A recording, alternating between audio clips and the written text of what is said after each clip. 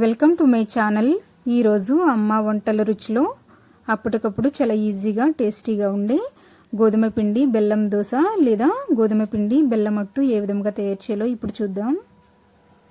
ముందుగా ఒక బౌల్లో 1/2 కప్పు నుంచి 1 కప్పు మధ్యలో బెల్లం తురుమును వేసుకొని 1 కప్పు వాటర్ వేసుకోవాలి. తర్వాత ఒకసారి అంతా బాగా కలుపుకొని 5 లేదా 10 నిమిషాల పాటు పక్కన పెట్టుకోవాలి. ఇలా పక్కన పెట్టుకోవడం వల్ల బెల్లం అనేది పూర్తిగా కరిగిపోతుంది. తర్వాత ఒకసారి అంతా బాగా కలుపుకొని వేరొక బౌల్లోకి వడకట్టుకుందాం.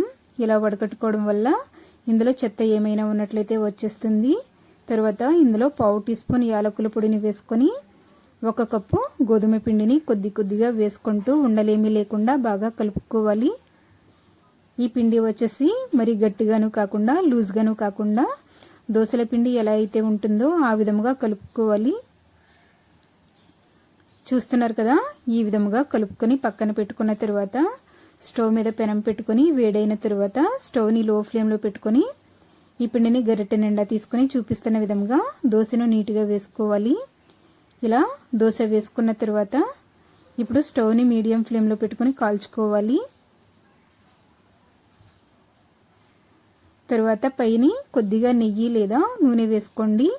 నెయ్యి వేసుకొని కాల్చుకున్నట్లయితే టేస్ట్ అనేది చాలా బాగుంటుంది.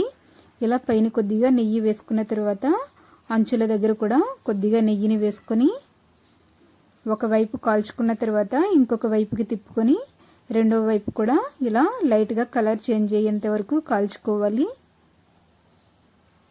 ఇప్పుడు దీన్ని ఒక ప్లేట్లోకి తీసుకుందాం. చాలా తక్కువ టైంలో తయారు చేసుకునే గోధుమ పిండి బెల్లం అట్టు రెడీ అయ్యింది. దీనిని స్నాక్గా కానీ బ్రేక్ఫాస్ట్గా కానీ తీసుకోవచ్చు. ఈ వీడియో మీకు నచ్చినట్లయితే లైక్ చేయండి, మీ ఫ్రెండ్స్కి షేర్ చేయండి. మీరు ఇంతవరకు నా ఛానల్ సబ్స్క్రైబ్ చేసుకున్నట్లయితే సబ్స్క్రైబ్ చేసుకోండి. Thank you for watching my video.